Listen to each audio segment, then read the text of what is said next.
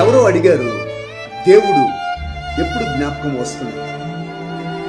ఎవరో అడిగారు, దేవుడు ఎప్పుడు జ్ఞాపకం వస్తాడు? జవాబు దొరికింది.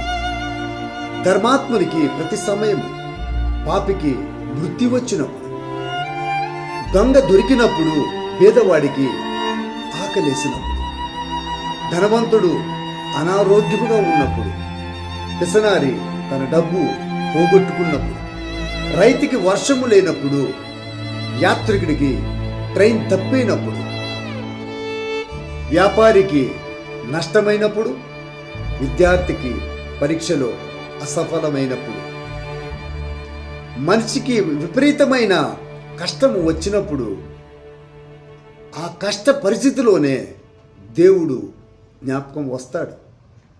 జవాబు దొరికింది.